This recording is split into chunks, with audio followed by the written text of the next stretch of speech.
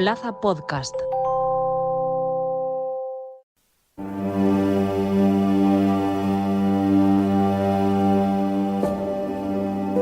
A lo mejor tenía que haberme estado más tiempo sentada. Jolín, ¿qué he hecho mal? Yo principalmente es la rabia. O sea, estoy sana. O sea, ¿por qué? Que no pregunten y no juzguen. Al final todavía no tengo el no. Mientras no tenga el no, que no me digan un no rotundo de no puede ser madre, yo la esperanza pues no la pierdo.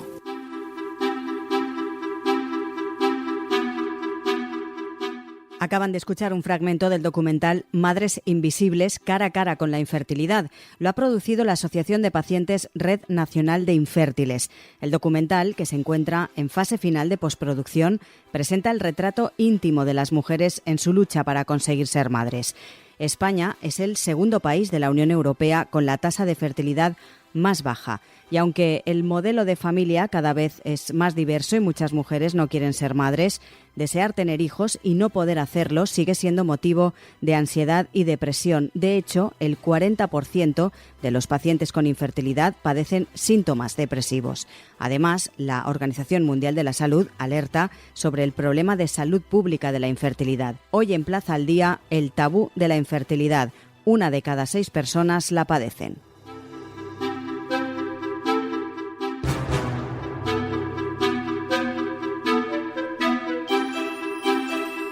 Vamos a hablar con Elena Fernández, es la presidenta de la Asociación de Pacientes Red Nacional de Infértiles. Señora Fernández, muy buenas. Hola, muchas gracias por invitarme, Lucía. ¿Cómo nace esta asociación, esta Red Nacional de Infértiles?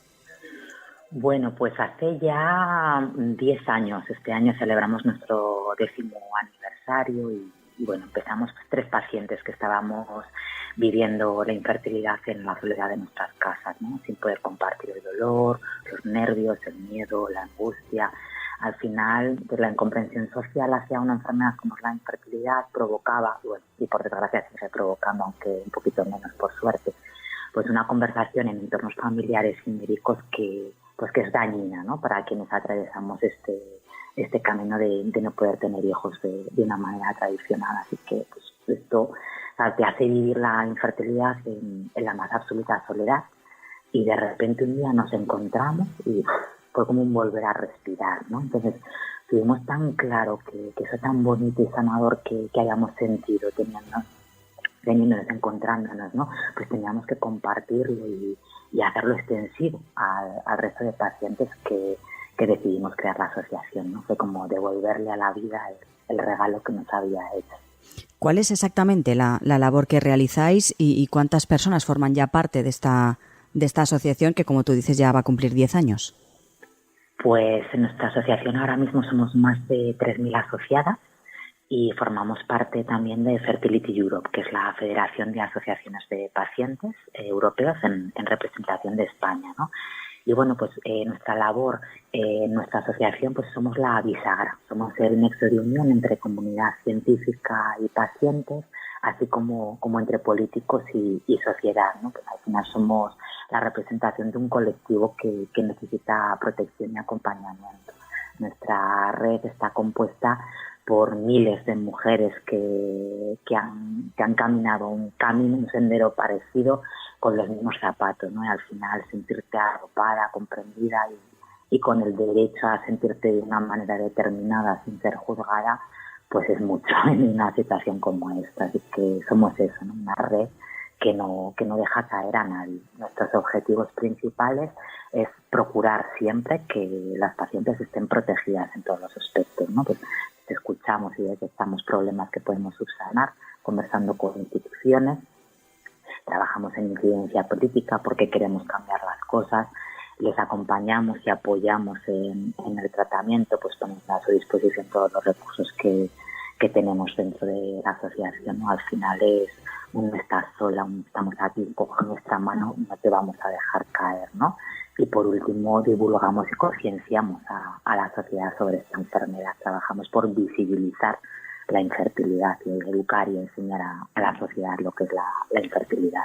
Este último punto me parece importante porque cree que todavía la sociedad no lo entiende y lo ve como algo raro, incluso sigue sin entender esa situación de esas personas y no se pone en su piel?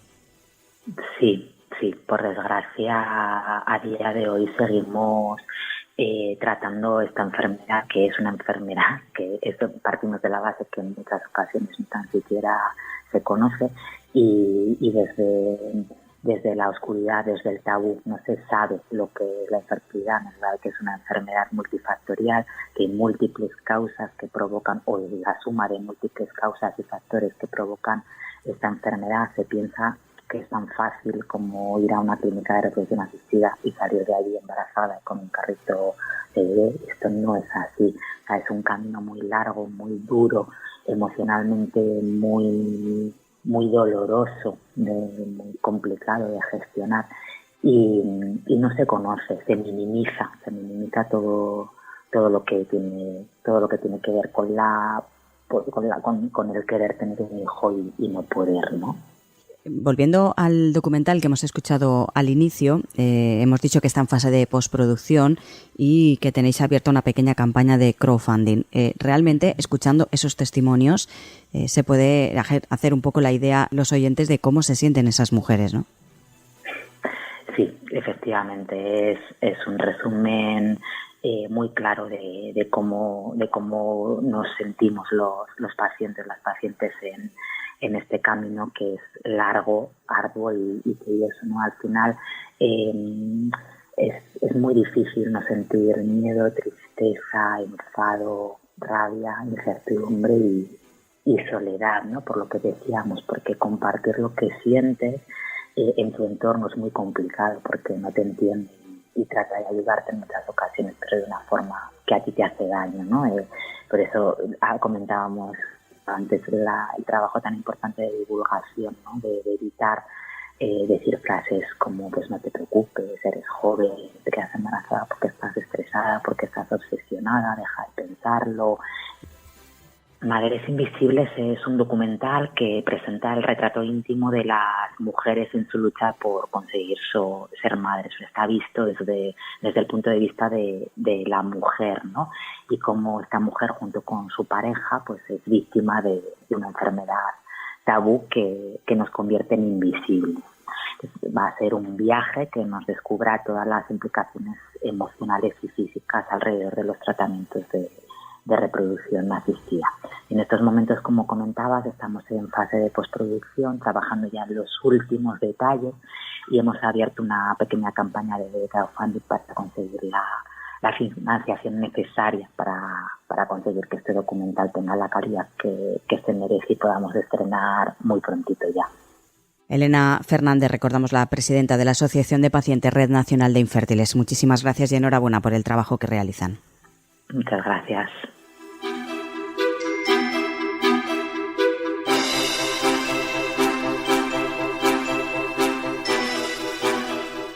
Nos decía la presidenta de la asociación que para muchas mujeres poder ser madres se convierte en un camino largo y muy duro emocionalmente. Y también nos decía que la ayuda de un profesional en la mayoría de los casos puede ser fundamental.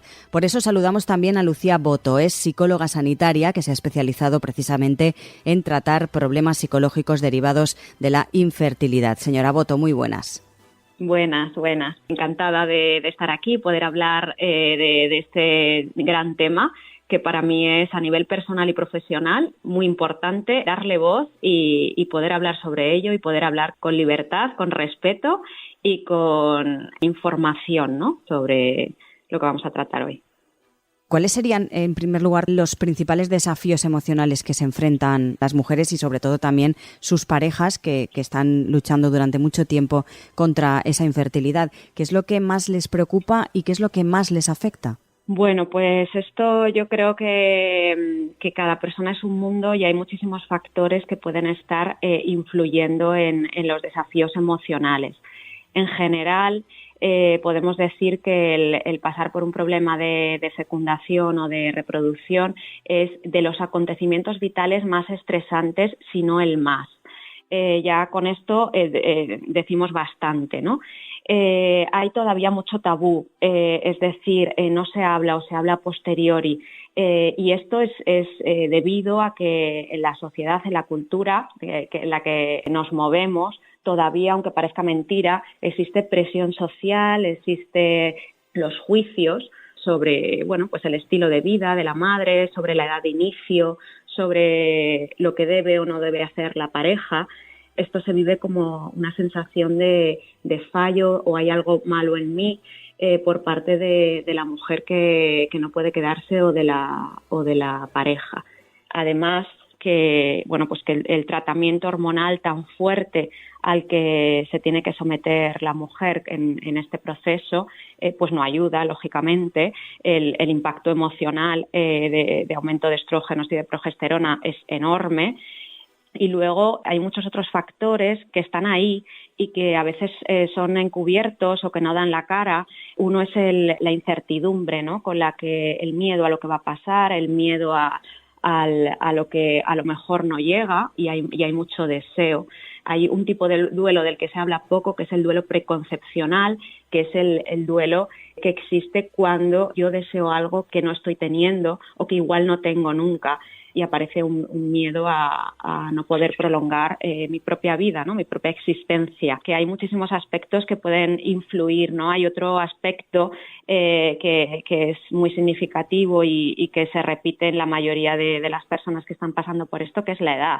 Todos sabemos que la edad de concepción, de deseo de maternidad o del poder quedarnos embarazadas comienza mucho más tarde que siglos atrás, que generaciones anteriores, y entonces el tiempo juega en nuestra contra. Los procesos fallidos anteriores que vamos colgando en nuestra espalda, que vamos metiendo en la mochila y que no tenemos tiempo muchas veces no nos dejan tiempo de repararnos, de curarnos, de seguir adelante, porque enseguida tenemos que volver con ese duelo no resuelto a la carga y a continuar esa gincana que yo llamo de pruebas y de sufrimiento y de malestar y de incertidumbre que decía antes, y que realmente no sabemos cuáles van a ser los resultados. Luego está la parte también de la presión económica. Es otro aspecto que yo creo que no lo vive todo el mundo, pero sí la mayoría, porque supone un desembolso financiero importantísimo.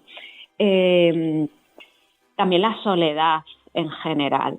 Hablaba al principio de lo importante que es encontrar una red de apoyo por la que nos sintamos entendidas o entendidos, pero es verdad que con el paso del tiempo las personas de alrededor dejan de entender, y además muchas veces nos tenemos que enfrentar a que personas allegadas en procesos parecidos al nuestro pues consigan aquello que nosotros no estamos consiguiendo, que es quedarse embarazadas o tener hijos, y eso se vive con mucho malestar, con mucha culpa también por no llegar a alegrarnos por lo que les sucede a las personas de alrededor, por tener mucho dolor alrededor y mucha, yo creo que diría desconexión o falta de comprensión o entendimiento. ¿Cómo se puede llegar a encontrar ese equilibrio entre esa lucha por concebir y el cuidado de la salud mental durante todo el proceso? Bueno, Lucía, yo te diría que no es fácil. Yo en primera persona he pasado por esto y soy psicóloga y trabajo a diario con pacientes que están sufriendo y lo pasan muy mal.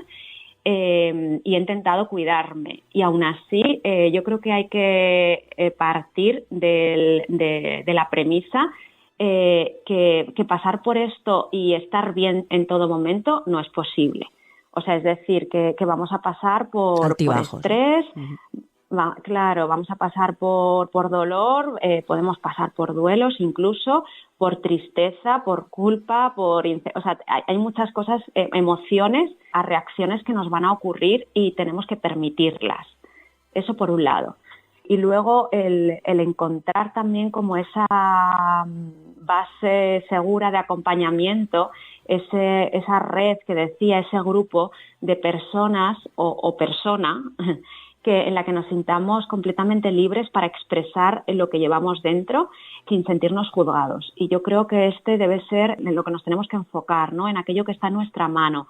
Aquello que está en nuestra mano es poder seguir adelante, cuidarnos, pero entendiendo que no es fácil cuidarse en estas circunstancias, estar en contacto con nuestras emociones y poder expresarlas en un entorno seguro, y pedir ayuda siempre que sea necesario o incluso antes, ¿no? También prevenir el impacto emocional que sabemos que este viaje va a traer con nosotros y que el impacto sea el menor posible. Lucía Boto, psicóloga sanitaria y también recordamos especializado en tratar problemas psicológicos derivados de la infertilidad. Muchas gracias. Gracias a vosotros.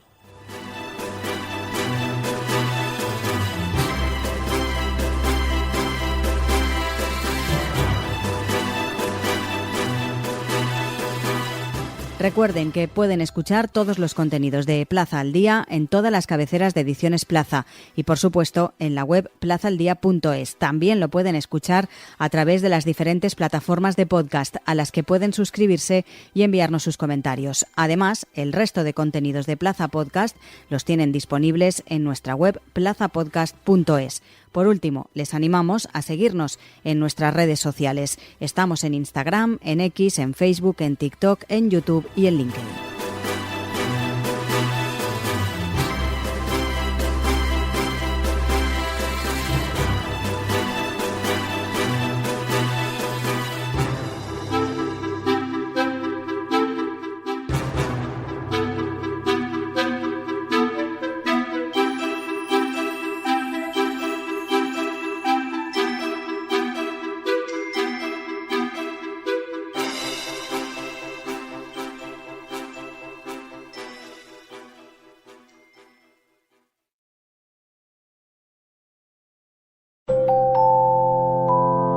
Plaza Podcast.